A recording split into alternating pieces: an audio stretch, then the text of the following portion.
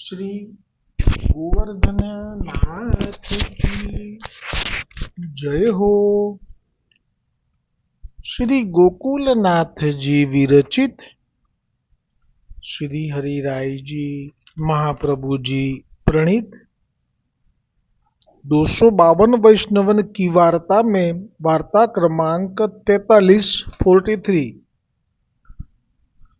अब श्री गोसाई जी के सेवक एक साहूकार के बेटा की बहू गुजरात में रहती तिनकी वार्ता को भाव कहत है।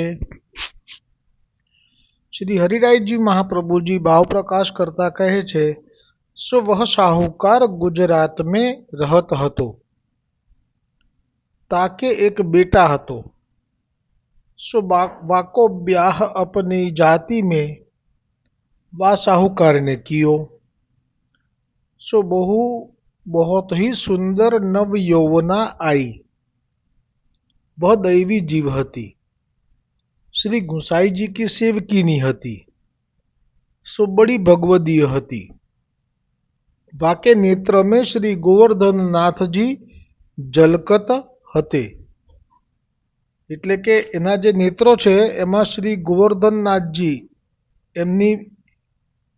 એમનું પ્રતિબિંબના દર્શન થતા હતા।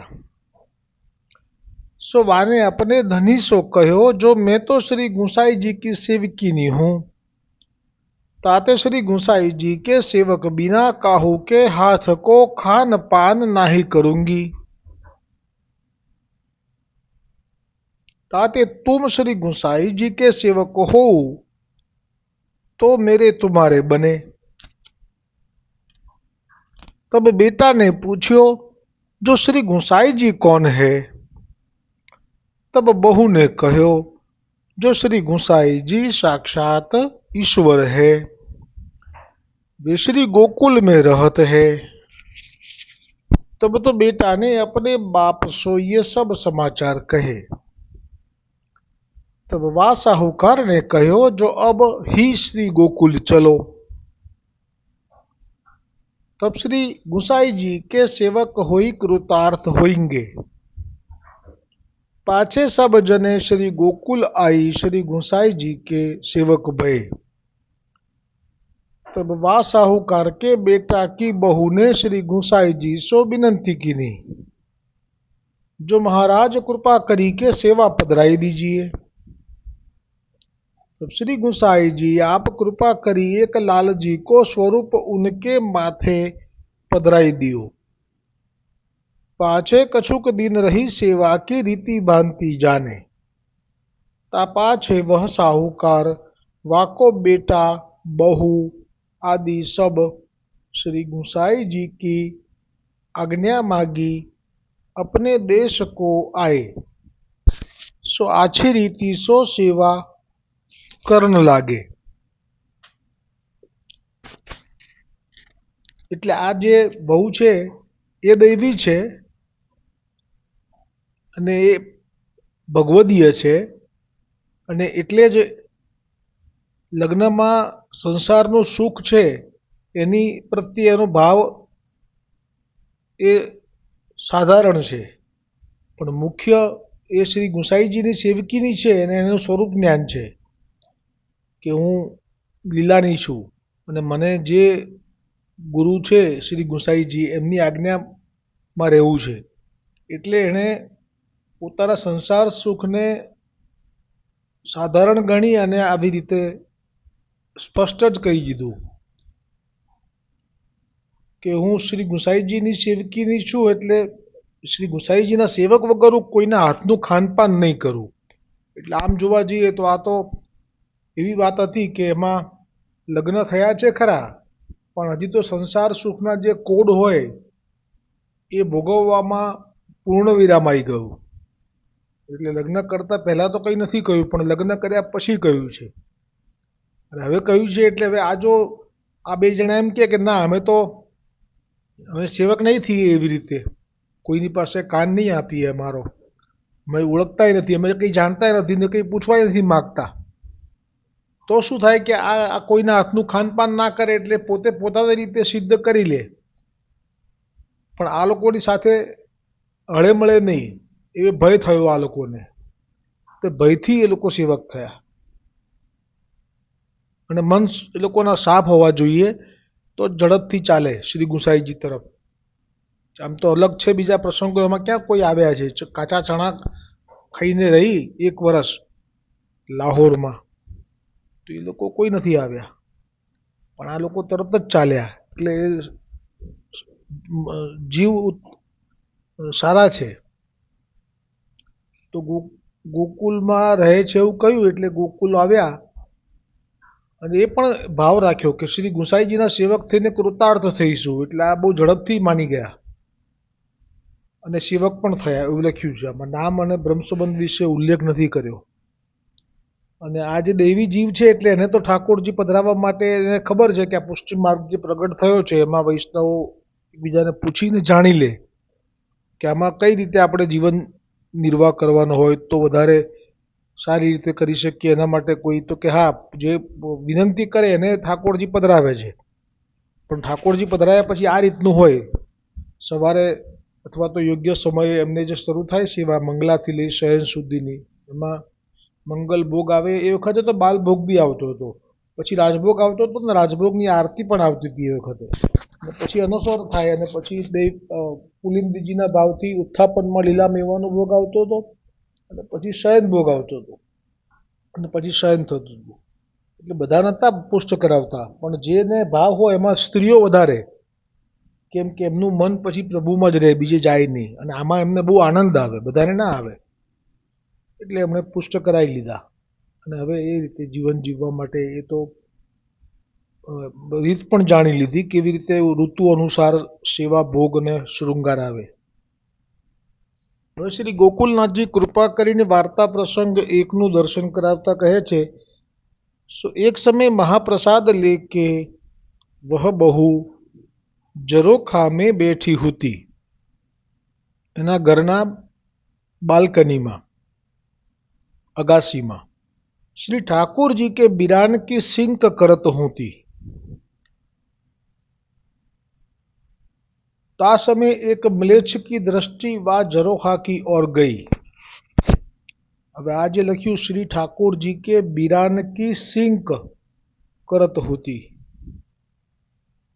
આ તો બિલકુલ નથી સમજાયું મને, ક્ષમા. તા સમયે એક म्लेच्छ की दृष्टि वा जरोखा की ओर गई. म्लेच्छ એટલે કોઈ મુસ્લિમ નીચે ઊભો છે, એને જોયું. તબ વા સ્ત્રી કો મુખ વા म्लेच्छ ने देख्यो. तब वाने पूर्व जन्म को संबंध जान्यो. હવે આ છે શરીર म्लेच्छનું, એટલે કેવો હોય દેખાવમાં આપણને સમજાય, પણ એ અંદરથી કેટલો એ પવિત્ર છે કે એને આ સ્ત્રીના મુખને જોતાની સાથે પોતાના પૂર્વજન્મમાં આ શું છે પોતાના સંબંધમાં એ પણ એને ખબર પડી ગઈ. ભાવ પ્રકાશ शो कहते जो वा बहू के नेत्र में वा म्लेच्छ को श्री गोवर्धन नाथ जी के साक्षात दर्शन भये तब बाको बिसन भाव भयो ताते पूर्व जन्म की स्मृति भई. જો કે આ મારા માટે સમાધાનમાં, આ ભાવ પ્રકાશમાં મારું સમાધાન થતું નથી, મારા પોતાને પર્સનલી કહું છું, કેમ કે આ તો ઝરોખામાં એટલે તો છેક ઉપર છે અગાસીમાં, અને નીચેથી આ म्लेच्छ જુએ છે અને એ એમ દેખાય છે એને કે એની નેત્રોમાં, બહુ કે નેત્રો મેં म्लेच्छ को श्री गोवर्धन नाथजी के साक्षात दर्शन ભય થયા હશે. દૈવી જીવ છે આ પણ. सो वा स्त्री को नित्य वह म्लेच्छ देखे बिनु अन्न नहीं खाए. हमने જે નંદદાસજીના પ્રસંગની ચર્ચા કરી હતી મેં, તુલસીદાસજીના ભાઈની, શ્રીનંદના જે વૈષ્ણવ, એ પણ વૈષ્ણવ જ હતા, હું કહેવાનું ચૂકી ગયો હતો. નંદદાસજીને જે મોહ થયો તો સ્ત્રીના મુખ જોયા પછીનો, એ આખું કુટુંબ જ વૈષ્ણવ હતું, એટલે એ લોકો ગયા બધા યમુના પાર કરીને, કહ્યું કે એને ના બેસાડતા, એવો આ પ્રસંગ છે. सो वा स्त्री को नित्य वह म्लेच्छ देखे बिनु अन्न नहीं खाए. એને જોયા વગર તો એ મુખમાં કશું મૂકે નહીં. सो वह म्लेच्छ नित्य वाके द्वार पे जाई बैठे. सो जब वा स्त्री को मुख देखे तब जलपान वह म्लेच्छ करे, नातरू ऐसे ही ठाड़ो रहे। ओहो, जल पण नहीं पीतो અને ઊભો જ રહેશે ત્યાં। जब कोई पूछे तब वह म्लेच्छ कहे, जो या स्त्री को मुख देखूंगो तब अन्न लेऊंगो। सो ऐसे नित्य वह करे, परी देखे बिना रहे नाही। और जो जब वह दिखाई न दे तब लो एक दिन दो ही दिन 4 दिन ભૂખો ही મરે। હવે તો આવી રીતે કરવા લાગ્યો એટલે ઘરમાં પણ કેટલો બધો પ્રશ્ન થાય કે આ કોણ છે, અજાણ્યો મુસ્લિમ કોકની વહુની સામે જુએ એટલે એ લોકોએ પણ એવું કર્યું કે અને આપણે એવી રીતે અંદરથી બહાર જ ના નીકળીએ, ઘરની અગાસીમાં આવવું જ નથી, ક્યાં સુધી ભૂખ્યો રહેશે, જતો રહેશે થાકીને, એવું વિચારીને એવું પણ કરી જોયું। એમાં તો 1 દિવસ માટે પહેલા કરી જોયું, પછી 2 દિવસ માટે કરી જોયું, તો પણ એ તો બે દિવસ સુધી એવો ને એવો જ ભૂખ્યો ને તરસ્યો, વગર જલ વગર અન્ન।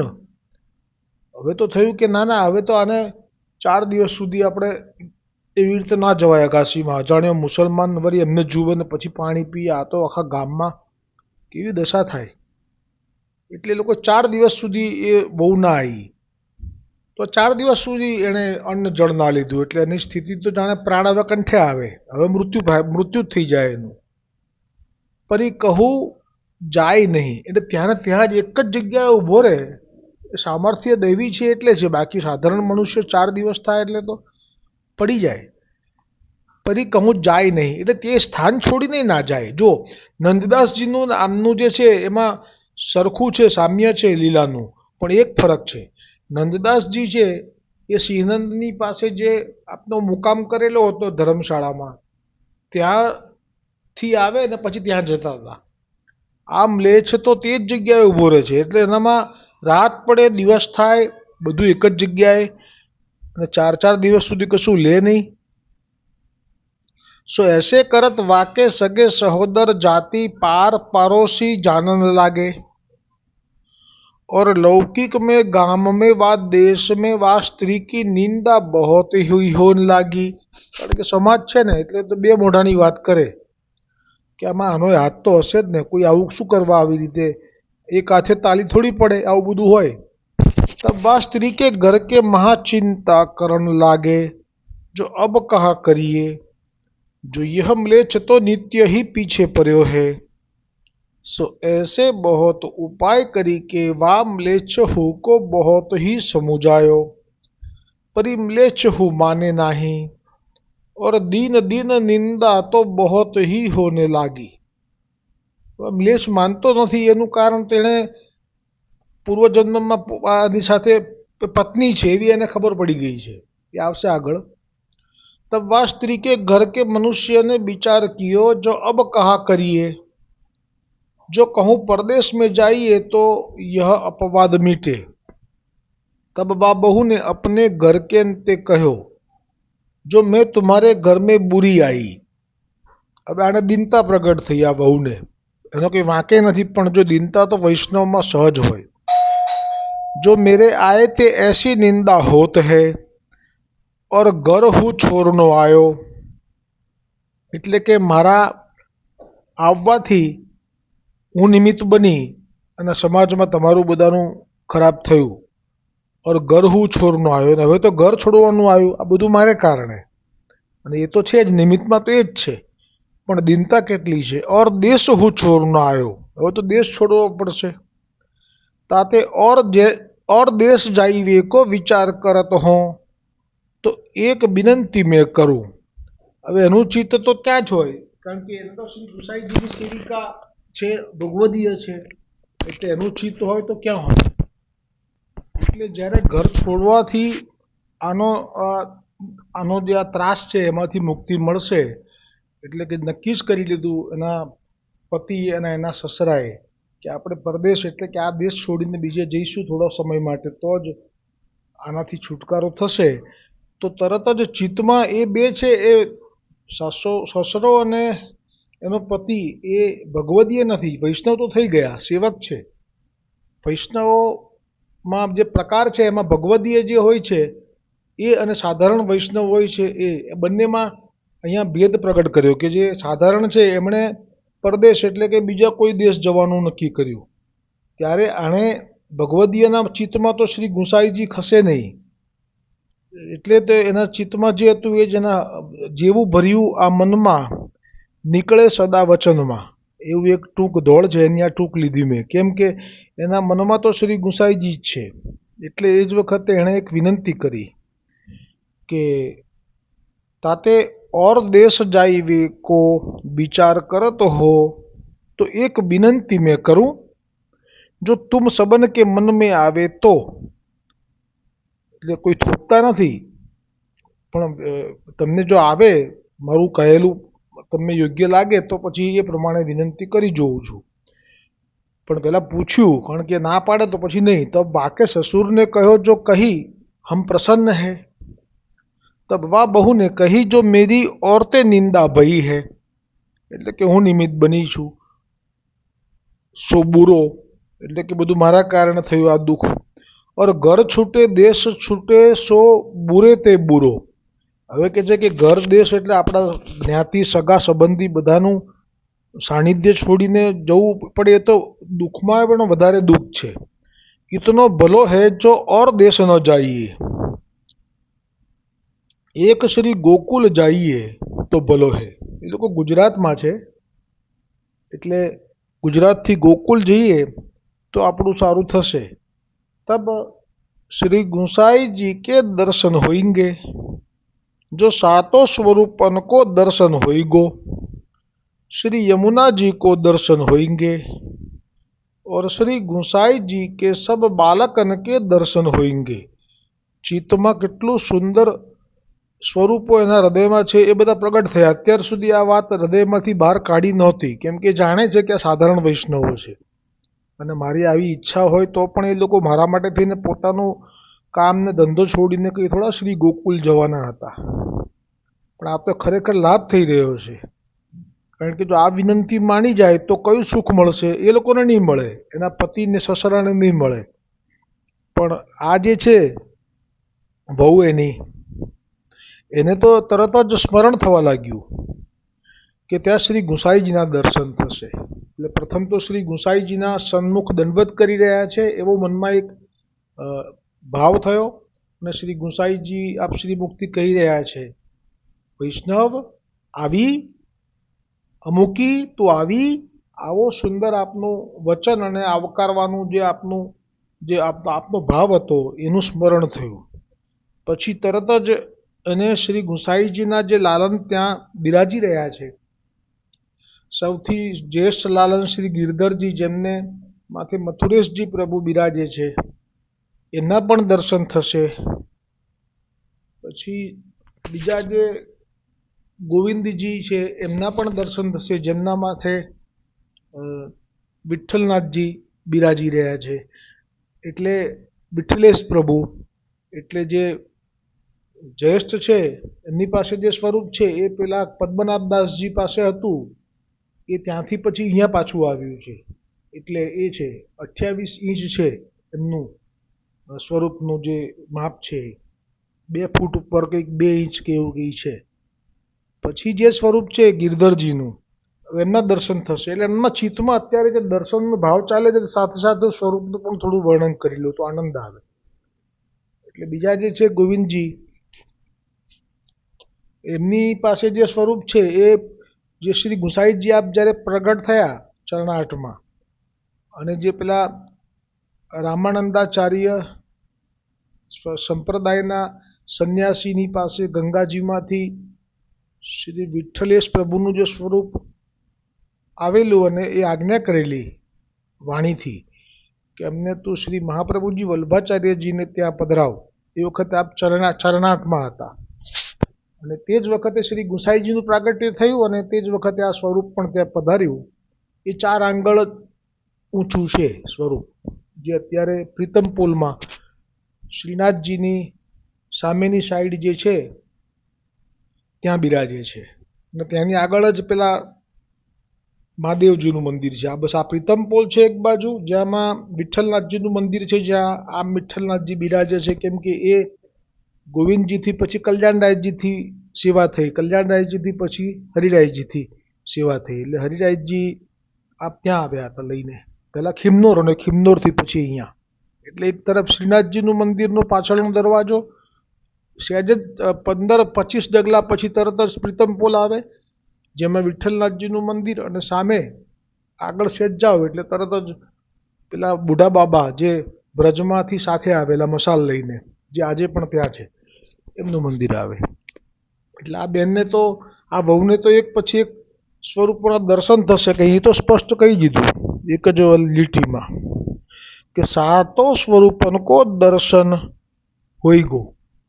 એટલે ગિરધરજીના દર્શન, પછી શ્રી ગોવિંદજીના દર્શન સાથે એમના સ્વરૂપના પણ દર્શન, પછી ત્રીજા જે લાલન છે શ્રી બાલકૃષ્ણજી.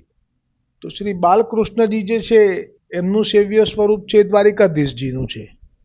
તો દ્વારિકાધીશજીનું સ્વરૂપ તો સાક્ષાત આ બ્રહ્માંડના વિષ્ણુ ભગવાને પ્રથમ વખત બ્રહ્માજીએ જે કમલમાં તપ કર્યું અને પૃથ્વી એને કેવી રીતે ક્યાં એમને રાખવી, કારણ કે પાતાલમાં હતી, અને કેવી રીતે સૃષ્ટિનું સર્જન કરવું પૃથ્વી વગર, એ તપ કર્યું ને ત્યારે જે પ્રગટ થયા હતા, એ ભગવાન નારાયણે પ્રસન્ન થઈ અને બ્રહ્માજીની વિનંતીથી આ સ્વરૂપ પ્રગટ કર્યું હતું, દ્વારિકાધીશજીનું સ્વરૂપ, જે અત્યારે તો અહીંયા છે કાંકરોલીમાં, પણ તે પ્રથમ બ્રહ્માજીએ સેવા કરી.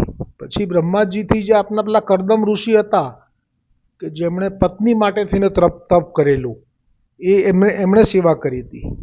પછી કરદમ મુનિને ત્યાં જે નવધા ભક્તિરૂપી જે ઋષિઓની જે પત્નીઓ એક પછી એક પ્રગટ થઈ કન્યાઓ, એ પછી જે કપિલ ભગવાન પ્રગટ થયા, તો એમને એ સ્વરૂપની સેવાનો અવસર આવ્યો હતો. એટલે કપિલ ભગવાને પણ દ્વારિકાધીશજીની સેવા કરેલી છે.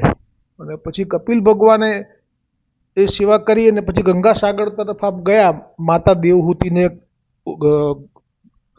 ઉપદેશ આપીને ભક્તિથી.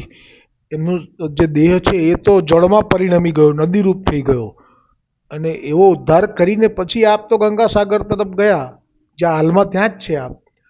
તો એ વખતે પછી આ સ્વરૂપ જાતે જ એ જે બિંદુ સરોવર છે એમાં સમાઈ ગયું. પછી દેવ શર્મા નામના બ્રાહ્મણને પ્રભુ પ્રેરણાથી પ્રાપ્ત થયું એમાંથી, અને પછી એ સ્વરૂપ એ અંબરીશ રાજાએ, જે આબુ પર્વત છે, અર્બુદના પર્વત નામ છે એનું, એ આબુ પર્વત પર આવ્યું.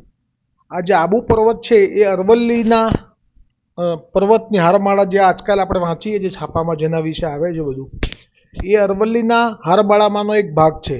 પણ એમાં જે ગુરુ શિખર છે એ ખાલી ભાગ પહેલાં નહોતો. એટલે પુરાણમાં વર્ણન છે કે વશિષ્ઠજી ઋષિ જે છે એ ત્યાં બિરાજતા હતા, અને આપની જે કામધેનુ ગાય છે એનું વાછરડું એ ગુરુ શિખર અત્યારે છે, પણ એ વખતે નહોતો. એ વખતે ત્યાં ખાઈ એટલી ઊંડી હતી કે આપણી દ્રષ્ટિએ ના પહોંચે, ત્યારે આ ગબડ્યું કામધેનુનું બચ્ચું ગાયનું. પછી વશિષ્ઠજીએ તો આપના પ્રમેય બળથી એનો ઉદ્ધાર કર્યો, એટલે કે એને પાછું લીધું, પણ પછી આપથી રહેવાયું નહીં, કે આ તો કાયમની ખાઈ પૂર્વી જ છે. એટલે વશિષ્ઠજી પહોંચ્યા હિમાલય, અને હિમાલયમાંથી આપના જેમ પુલત્સ્યજીએ શ્રી ગિરિરાજ ગોવર્ધનને ધારણ કરેલો, એવી રીતે એ પર્વતને ઉઠાવ્યો અને હિમાલયનો પર્વત એ ગુરુ શિખર તરીકે અહીંયા ખાઈમાં મૂક્યો, એટલે સ્થિત કર્યો. એટલે આખી એની વિશિષ્ટ એનું આખી ફિલિંગ્સ છે એ જગ્યાની, જ્યાં દત્તાત્રેય ભગવાને પણ તપ કરેલું છે, જ્યાં પગલાં પણ છે એમના. તો આ જે છે વશિષ્ઠજીએ પછી સેવા કરી, અંબરીશજીએ કરી. રાજા અંબરીશ, જ્યાં ભાગવતજીમાં વર્ણન આવે છે ને કે 52 મણ મરીનો વિનિયોગ થતો, જ્યારે દ્વારિકાધીશજીને ભોગ ધરતા, ત્યારે એ જે ભોગ આવે એ ભોગમાં જે સામગ્રી આવે અલગ અલગ જેટલી પણ પ્રકારની, એ બધી સામગ્રીમાં મરચું તો કરવું પડે ને, એ જમાનામાં મરીનો ઉપયોગ કરતા, લાલ મરચું નહીં. તો એ મરીમાં 52 મણ, 1 મણ એટલે 20 કિલો, 52 મણ મરી વિનિયોગ થાય એટલી સામગ્રી સિદ્ધ કરીને સેવા કરતા, જાતે બુહારી કરતા, જાતે જળ ભરવા જતા. એ આ દ્વારિકાધીશજીની સેવા. પછી એ સેવામાં એ સ્વરૂપ જે છે એ કૌશલ્યા માતા એ એમના ગુરુ થાય વશિષ્ઠજી. એટલે ત્રેતાયુગમાં જ્યારે વશિષ્ઠજી પાસે કૌશલ્યા માતા આવ્યા આબુ પર્વત પર એમને દંડવત કરવા કોઈ કારણથી કોઈ પ્રસંગે, તો આ સ્વરૂપ એ કૌશલ્યા માતાને ભાવ થયો એટલે વશિષ્ઠજીએ કૌશલ્યા માતાને પધરાવી દીધું અને કૌશલ્યા માતાએ સેવા કરી અને પછી આ જ સ્વરૂપ એ જે કોઈ કનૌજના બ્રાહ્મણ છે એમને અયોધ્યાથી પ્રાપ્ત થયેલું એ કનોજમાં લાવ્યા અને હવે શ્રી મહાપ્રભુજી વલ્લભાચાર્યજીએ જ્યારે દામોદરદાસ સંભલવાલાને સેવક કર્યા તે વખતે આ સ્વરૂપ યોગાનુયોગ એ દામોદરદાસ સંભલવાલાથી પ્રાપ્ત થયું અને શ્રી વલ્લભથી એ પુષ્ટ થયું. એ આ બાલકૃષ્ણલાલજી જેમના માથે આ દ્વારિકાધીશજી પધરાવેલા કે એમના દર્શન આપણે કરીશું. અને પછી ચોથા સ્વરૂપ છે શ્રી યદુનાથજી. તો શ્રી યદુનાથજીને માથે બાલકૃષ્ણજી હતા અને એ બાલકૃષ્ણજી એ સાક્ષાત મહાપ્રભુજી વલ્લભાચાર્યજીને જ જનેઉમાં આ યમુનાજીમાં સ્નાન કરી રહ્યા હતા ત્યારે પ્રાપ્ત થયા હતા અને એ સ્વરૂપ છે. અને જો હું ભૂલતો ના હોઉં તો કદાચ ભૂલ થાય તો મને ક્ષમા કરજો. અને જે પાંચમા છે શ્રી રઘુનાથજી, એ તો આપને બધાને ખબર જ હશે કે જે તુલસીદાસજીએ જ્યારે ધનુષ બાણના દર્શન કર્યા, ગોવર્ધનનાથજીએ કૃપા વિચારી કાની હતી નંદદાસજીની ગુસાઈજીની, એટલે પછી એવો જ લાભ એમને હવે શ્રી ગુસાઈજીથી પાસે આવી અને રામચંદ્રજીના દર્શન પણ થાય, સીતાજીના પણ થાય એવી કૃપા વિચારવા માટે વિનંતી કરી નંદદાસજીએ તુલસીદાસજી માટે. તો આ જ રઘુનાથજી જે છે આપણા પાંચમા લાલન, એમનાથી અને એમના જાનકીજી વહુજી જે હતા એમનાથી આ દર્શન આપેલા. એમની માથે ગોકુલચંદ્રમાજી છે. એ ગોકુલચંદ્રમાજી એટલે જે મહાવનમાં જે બ્રહ્માંડ ઘાટમાંથી જે 4 સ્વરૂપો પ્રગટ થયા હતા એમાં એક નવનીત પ્રિયાજી છે જે ગજ્જન ધાવનજીએ સેવા કરી, બીજા નારાયણદાસ બ્રહ્મચારીએ જે સેવા કરી એ, અને એક લલિત ત્રિભંગી હતા અને એક એટલે જે 4 સ્વરૂપમાંથી એક સ્વરૂપ જે છે એ ગોકુલચંદ્રમાજી છે. અને એ આવ્યું હતું મને ખ્યાલથી ગોકુલચંદ્રમાજી જ પધરાવ્યા હતા નારાયણદાસ બ્રહ્મચારીને, પણ એમને બાળક ના હતા કોઈ, બ્રહ્મચારી રહ્યા હતા એટલે સ્વરૂપ પાછું આવ્યું. એ પછી રઘુનાથજીને પધરાવેલું અને એ દર્શન કરીશું અમે, કે ગોકુલચંદ્રમાજીના દર્શન અમે કરીશું એવો મનોરથ થઈ રહ્યો છે આ વહુને. અને મેં જે ક્રમમાં કંઈક ભૂલ કરી તો મને ક્ષમા કરજો. બાલકૃષ્ણજી પછી શ્રી ગોકુલનાથજી જ રહી ગયા. શ્રી ગોકુલનાથજીને માથે શ્રી ગોકુલનાથજીના દર્શન કરીશું એવો મનોરથ કર્યો. 7 લાલન આપ ત્યાં બિરાજતા અને 7 નિધિ સ્વરૂપોની આપ સેવા કરતા, જે મહાપ્રભુજી વલ્લભાચાર્યજીનો પુષ્ટિ માર્ગનો મૂળ પાયાનો સિદ્ધાંત છે. તે મુજબ એમને માથે શ્રી ગોકુલનાથજીને માથે સાક્ષાત ગોકુલપતિ એટલે ગોકુલનાથજીની જ સેવા હતી. એ સ્વરૂપનું પણ બહુ સુંદર વર્ણન છે. એ સ્વરૂપ તો પૂર્વ જેમ અત્યારે આપણે 28મો દ્વાપર છે એમાં આ જે લીલા થઈ ગિરિરાજ ઉપર ઇન્દ્રએ મેઘ વરસાવ્યો, આ લીલા અત્યારેથી એવું છે પણ આની પહેલાં પણ થયેલી છે, વારંવાર થાય છે. એટલે પહેલાં જ્યારે થઈ હતી ત્યારે ઇન્દ્ર ઉપર ઠાકોરજી પ્રસન્ન થયા હતા. આવું થયા છતાંય, કારણ કે મૂળ લીલામાં ભાવ આમાં ઠાકોરજીનો પોતાનો ગોપીજનોને અને સૌ વ્રજવાસીઓને અન્યાશ્રયથી દૂર કરી અને ગિરિરાજનું મહાત્મ્ય પ્રગટ કરવાનું હોય છે. એટલે ઇન્દ્ર તો ખાલી નિમિત્ત બનતો હોય છે.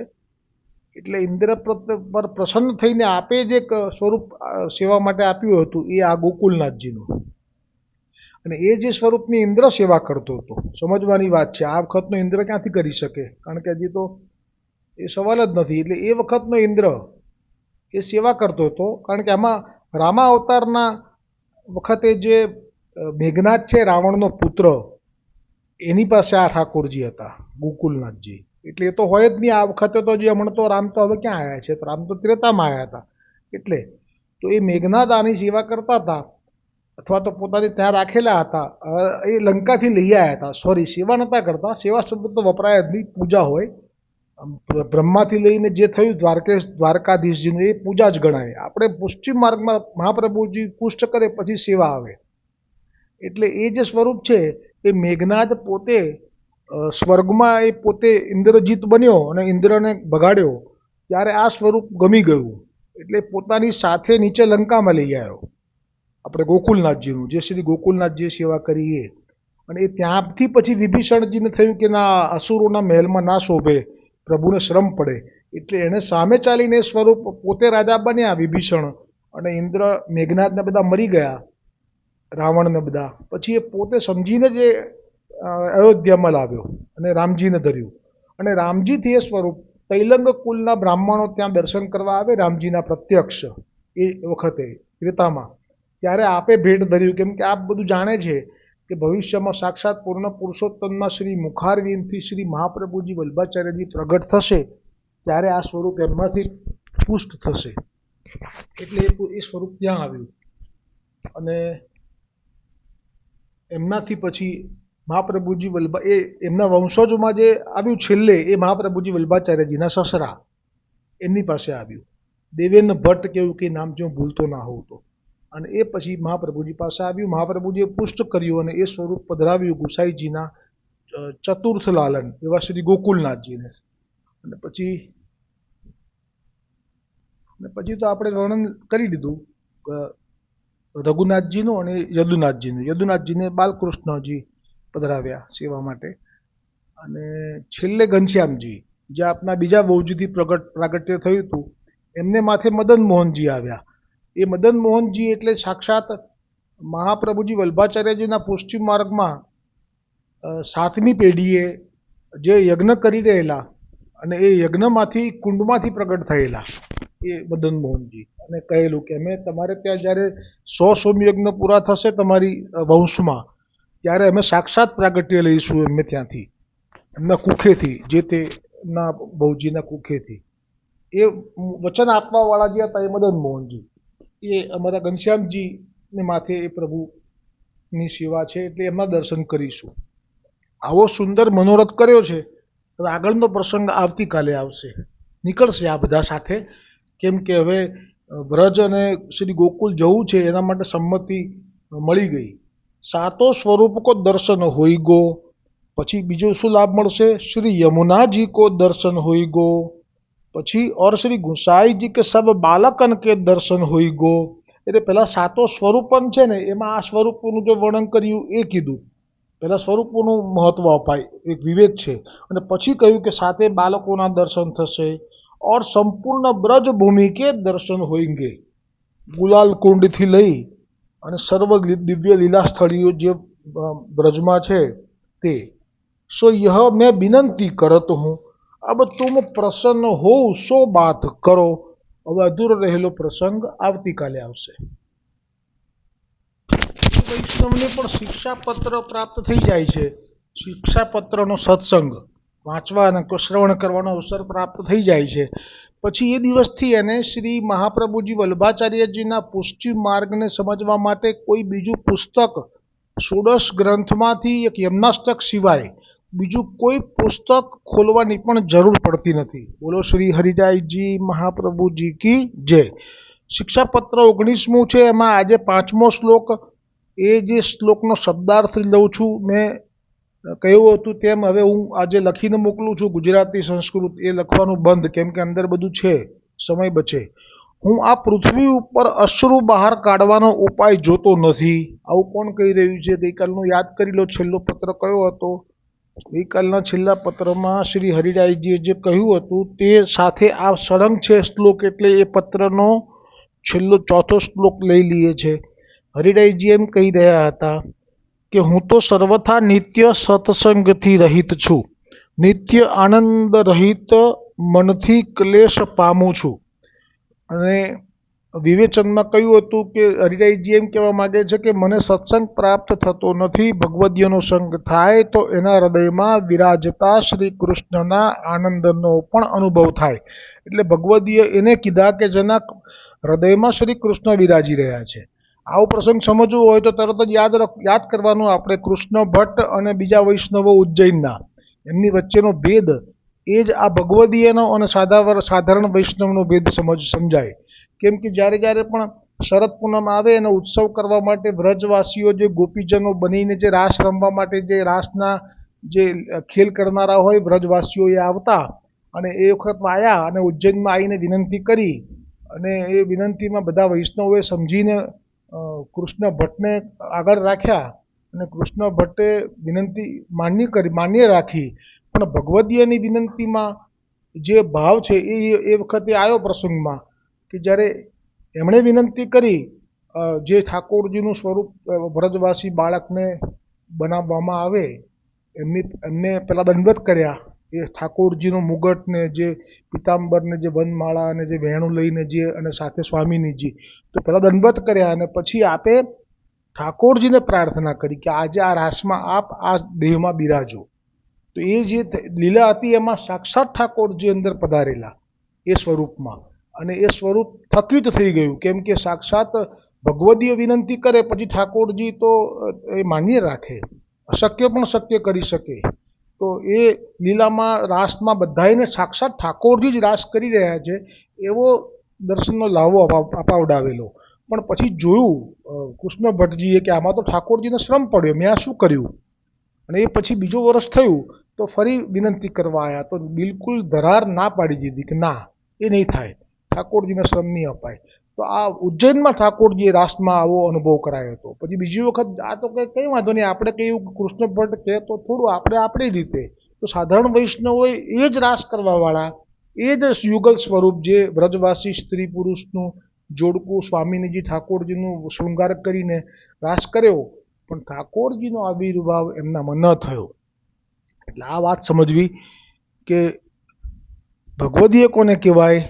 તો હરિરાયજી કહે છે કે મને એવો ભગવદીય છે જેનો સત્સંગ પ્રાપ્ત થતો નથી કે જે ભગવદીયના હૃદયમાં શ્રી કૃષ્ણના આનંદનો પણ અનુભવ થાય, પરંતુ ભગવદીય દુર્લભ છે. તેથી મારું મન આનંદ રહિત ખોઈ ક્લેશ પામે છે. હવે આગળ આજે આ 5મો શ્લોક આવ્યો.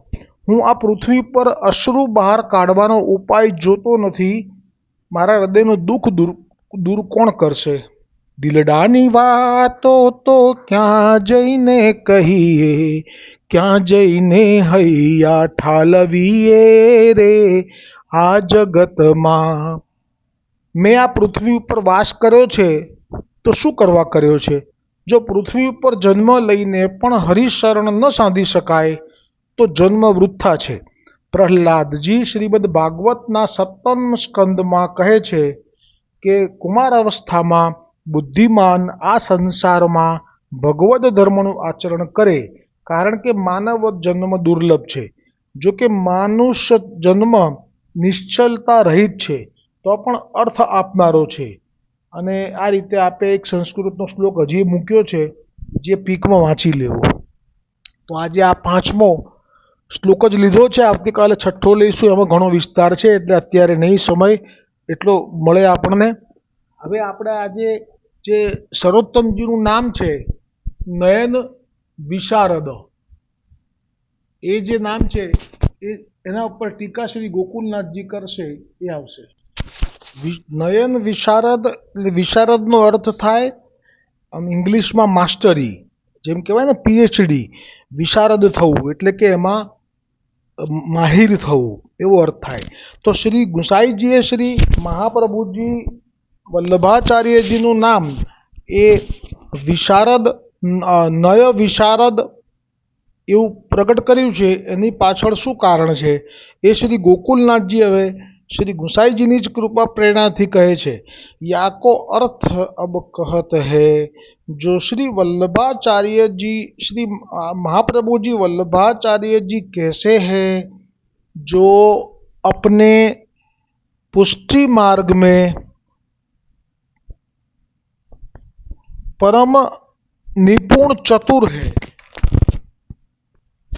परिवार को श्री महाप्रभु जी वल्लभाचार्य जी कैसे हैं जो अपने पुष्टि मार्ग भक्ति सिद्धांत के ग्रंथ प्रगट करीवे में प्रकट करीवे में तथा पुष्टि मार्ग प्रकट करीवे में श्री आचार्य जी महाप्रभु जी आप परम निपुण चतुर है। कौन भांति सो कहते हैं, जो वेद शास्त्र के पढ़ीवे वारे समझवे वारे तो अनेक ऋषि मुनि है तथा आधुनिक मनुष्य में अनेक पंडित हुए, परंतु वेद शास्त्र को रहस्य तत्वात्मक सार जानिवे में कोई चतुर नहीं है, निपुण नहीं है। परंतु श्री महाप्रभु जी वल्लभाचार्य जी तो वेद शास्त्र को रहस्य तथा तत्वात्मक सार जानिवे में महानिपुण व चतुर है। सो काहेते जो वेद शास्त्र जो काहेते के प्रकट करता तो आप साक्षात भगवान है। सो भगवान जैसे मन वाणी दृष्टि सो अगोचर है, तैसे वेद शास्त्र हु भगवान कृत है। सो भगवान रूप है, ताते वेद शास्त्र हु प्राणी मात्र की दृष्टि सो अगोचर है। ताते वेद शास्त्र को रहस्य अभिप्राय तत्व कछु जीव मात्र समीजीवे को असमर्थ है। सो ब्रह्मा जी पर्यंत जीव कोटि में है। ओहो, ब्रह्मा जी थी लईने બધા જ जीव कोटि में कहेवाय। ताते वेद के अभिप्राय तत्व जानीवे को ब्रह्मादिक कोहु सामर्थ्य नहीं है, परम दुर्लभ है। और ऋषि मुनि मनुष्य पंडित की कहा सामर्थ्य है, એટલે કે બ્રહ્માજીમાં નથી તો ચતુર આમ કે આમાં બીજામાં ક્યાંથી સામर्थ्य હોય। जो वेद शास्त्र के अभिप्राय रहस्य तत्व जानी सके, और श्री महाप्रभु जी वल्लभाचार्य जी तो साक्षात श्री पूर्ण पुरुषोत्तम के मुखारविंद रूप श्री पूर्ण पुरुषोत्तम रूप ही है।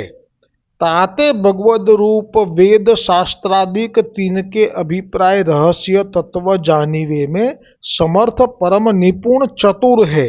ताते वेद शास्त्र के मत प्रमाण सिद्धांत सारभूत पुष्टि मार्गीय ग्रंथ हु परम अलौकिक प्रकट किए है, और पुष्टि मार्ग हु सर्वोत्तम प्रकार करी परम तत्व रूप प्रकट किए है।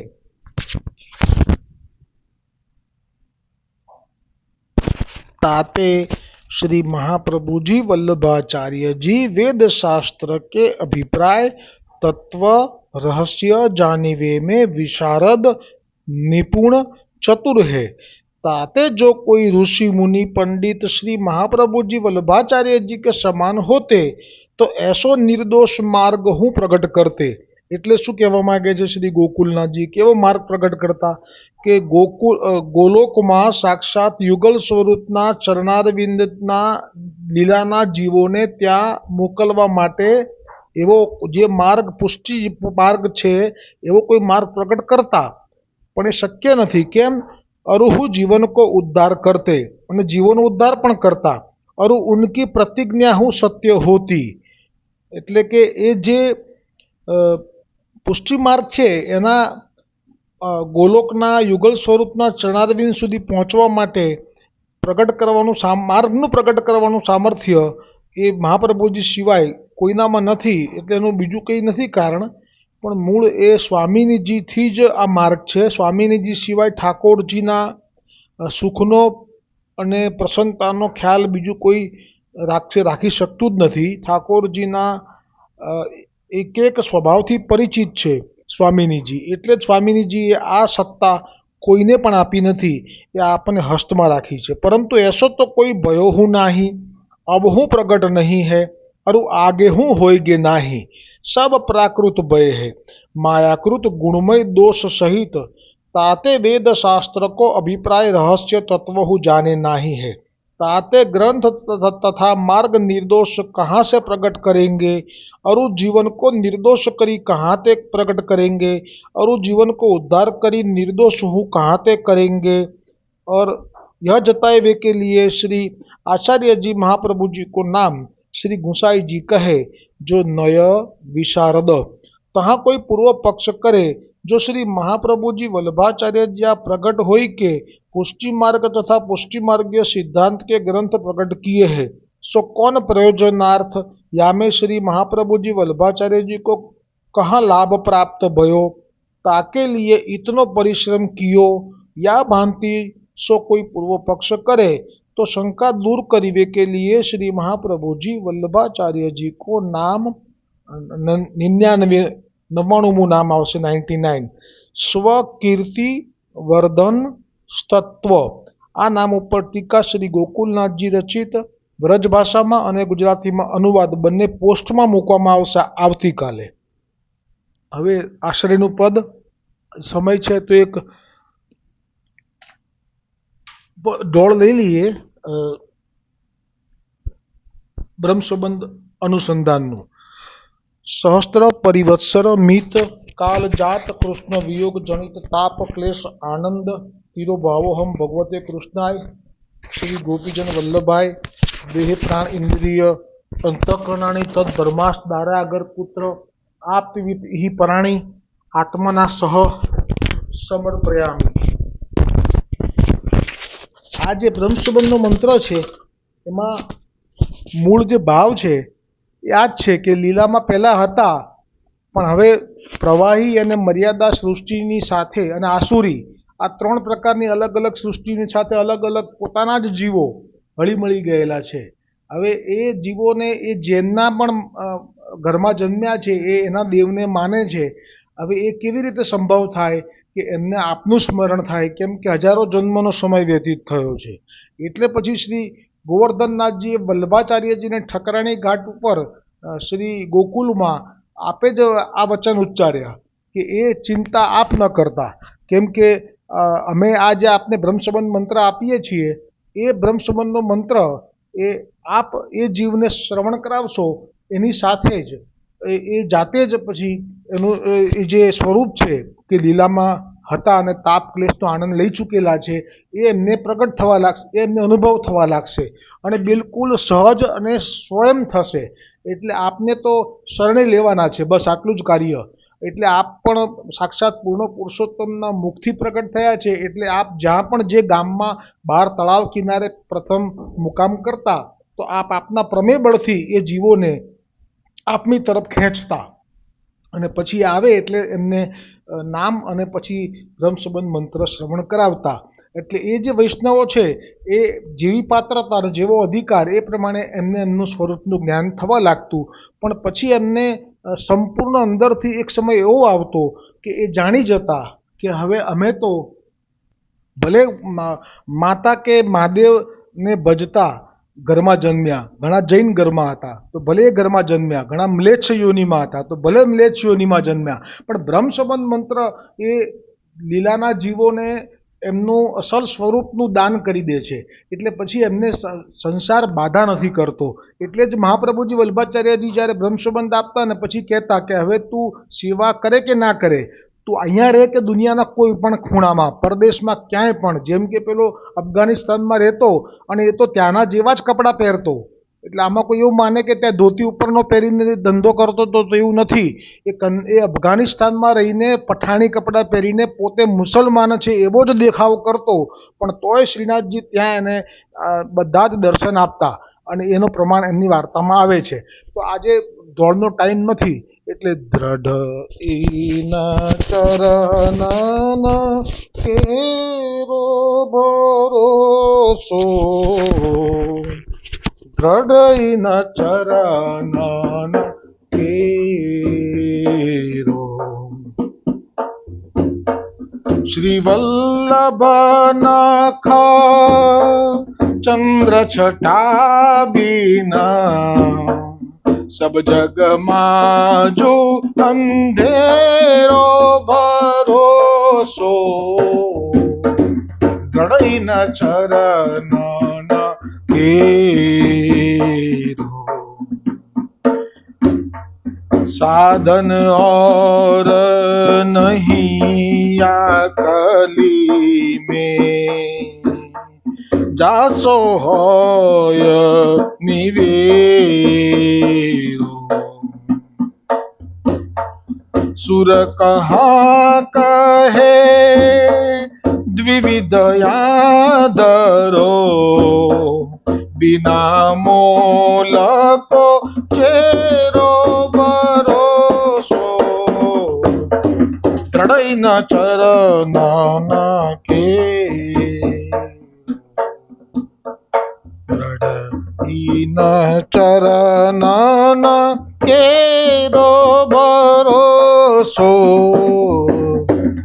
દ્રઢઈના ચરણના દ્રઢઈના ચરણના દ્રઢઈના ચરણના કેરો શ્રી ગોવર્ધનનાથ કી જય શ્રી વલ્લભાધીશ કી જય શ્રી ગુસાઈજી પરમ દયાલ કી જય સાતે સ્વરૂપન કી જય સાતે બાલકન કી જય શ્યામ સુંદર શ્રી યमुने महारानी जी की जय श्री वल्लभ कुल परिवार की जय अपने अपने गुरुदेव की जय।